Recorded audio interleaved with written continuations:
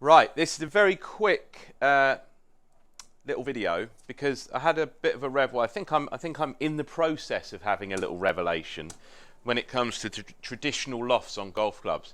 Now, when I talk about traditional lofts, I don't mean modern lofts being, what you might see on certain brands, really all brands now, where the lofts are just like unbelievably strong. I mean, people are making, pitching wedges at 45 degrees and all that sort of thing. I mean, even lower than that. But I'm talking about modern lofts, as in if you buy a really nice set of forged irons, so for example, the standard lofts on a set of Mura irons would probably, I think they've got to 46 now on the pitching wedge, 42 on the 9 iron, 38 on the 8 iron, and so on. I'm talking about these lofts are relative to that. So if you go back to late 80s, if you go back to the clubs that Jack Nicklaus would have been using, their pitching wedge, standard loft on a pitching wedge was 52 degrees, whereas I would say what I would refer to as normal lofts on a decent set of forged irons really 47 degrees on a pitching wedge at the moment. So you can see how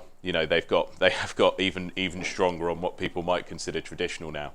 So the reason I'm doing this is I came across this set of irons. I've been looking for a set for ages. These Maxfly TM92s. They were made by Tabmore. They were the last forging that Maxfly made. Maxfly Australian blades were always, when I was a kid, were always seen as the real player's blade. They were tiny heads and all the rest of it. These are quite different to normal Australian blades. They're a different shape, and very often I can get obsessed with a set of clubs and look for a set. These were really hard to find. They only made a few hundred sets. But sometimes when they come in, I'm a bit disappointed about how they look. They don't look how I remember them, and But these, when they came in, I didn't have a memory of these. I'd only seen these online. But when they came in, they're just such a nice shape. They're so beautiful. But they really are proper traditional lofts. So I've built these up. The pitching wedge is 51 degrees.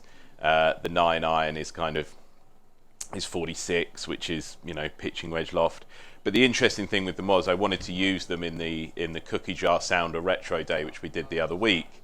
And so I thought, I'll build them to my specs. I've put my favourite shaft at the moment in there, which is Project X LS. People think this is a bit of a brute of a shaft, but that's another story. I build it in a certain way with a soft step, and it actually feels really nice.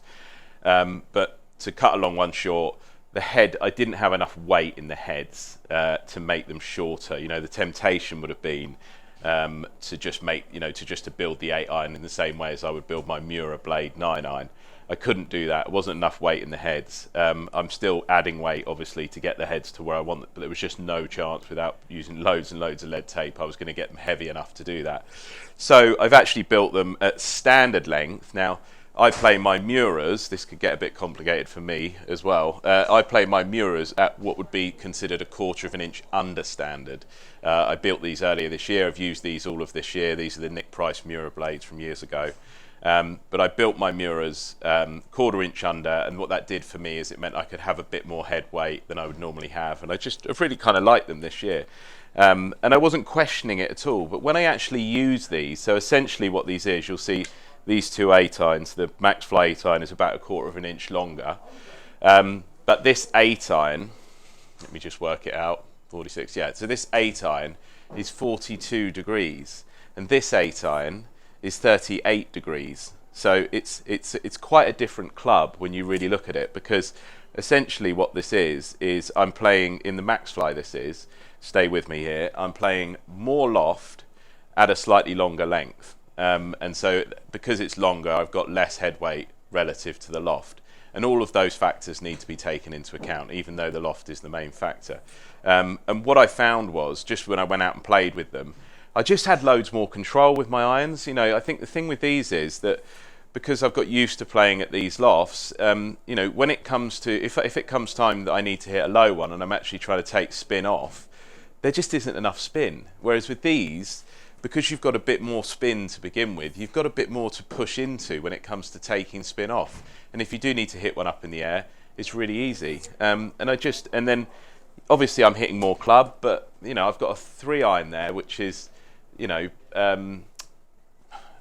a long 4 iron. Well, actually, from 200 yards out with that 3 iron, You know, I'd rather hit that than my 4-iron, because it'll just get a bit more flight on it and it all feels a bit easier. And as long as you haven't got the egotistical thing, which none of you should and nobody ever should, about just wanting to say you hit less club than somebody else, I recommend everyone considers playing a bit more loft, and this has been a real shift for me.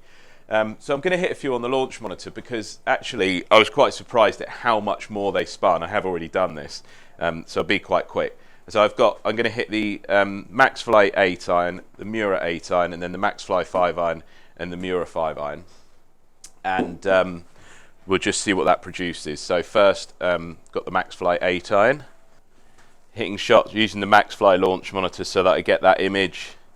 It wilt the sim without the black and white marked balls. The About Golf sim will get most of the shots without a marked ball, which is testament to how good it is, but it will miss the odd one. It did miss the last one, so that went left. I didn't do that. Okay.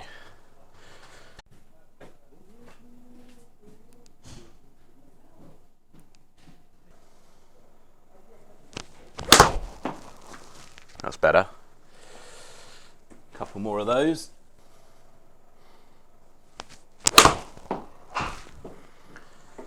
Okay. So that's the Maxfly, average 7,700. A couple with the Mura.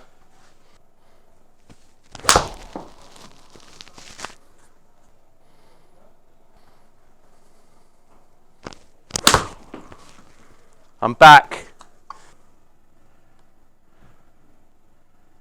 I'm just going to go back. Hit a couple with the Mura 5-iron first.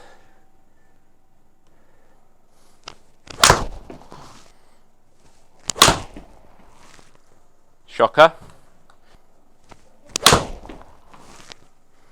Better.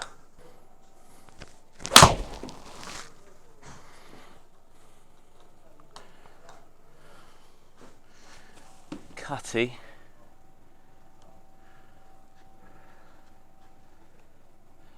Second one to get rid of. A little bit of an outlier.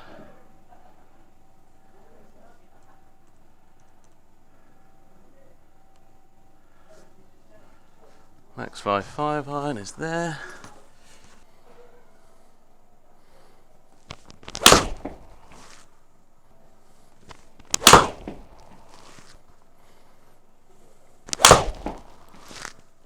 I flushed all three of those.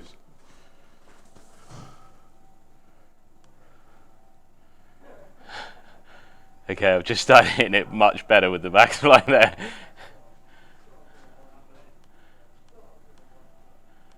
So actually, haven't hit it very well. But with the 8-iron, 8,000 versus 7,100. So once you get into that, 1,000 RPMs more spin. That's quite significant. The 5-iron average 5,500 with the Maxfly. But I actually started hitting them, swinging it a bit better. I should have warmed up better probably. Let me just hit a couple with the Mura if I can. I think I just loosened up a bit. I hit a lot of balls yesterday, just feeling a bit stiff. Yeah, so that's more flush. And I think when I flush it, the ones I was hitting with the Mura 5-iron were a bit sort of cutty. Yeah, so look, 131 ball speed, 4,900. So the difference in spin tapers off as obviously the spin numbers get lower, but you know, 500 extra. I think what's happening is people have got used to having fittings and really working to much lower spin rates with the irons, because there just seems to be an emphasis on distance with the irons, which, you know, I just don't really think. I think we've all gone down this path, and maybe it wasn't the right one, because actually, you know, with these traditional lofts, they really are, you know, much more playable. And my advice to people would actually be, you know, say to yourself, if you're having a fitting, the crucial thing is not longer than standard relative to your height or whatever. At the end of the day, you've still got to get down to a pitching wedge. That's kind of really retarded thinking to look at it that way. But actually what it is think of a 6-iron as getting what do you want a 6-iron to do? What flight do you want out of a 6-iron? and how do you want the rest of the set to relate to that? So kick off with, okay, that's the loft I've got. Where does that club perform best? At what length and what weight? Now, obviously, you've got to have a reasonably skilled club builder. It can't just be a demo day or whatever, because you need to be able to adjust the weight of the head. You know, the moment you go a bit longer in a 6-iron, if you haven't got a lighter weight club head, it gets really heavy, and that becomes the determining factor. But try and just play around with that a little bit and think about what flight you want, and then the rest of the set can kind of fall off of that. But you do need to have the ability to play around with head weight. You do need to have somebody that's fairly skilled so that you can understand that each time you change something, you're not getting other factors that pop out that actually become the thing that sort of defines the test, and then obviously it's a waste of time. But this has been very interesting for me. I'm definitely taking this set of Max Flies away with me in a couple of weeks' time. I'm going on a golf week. I'm definitely taking them, really happy with them, feel really precise with them. I love the way they feel, and it's been a real revelation for me.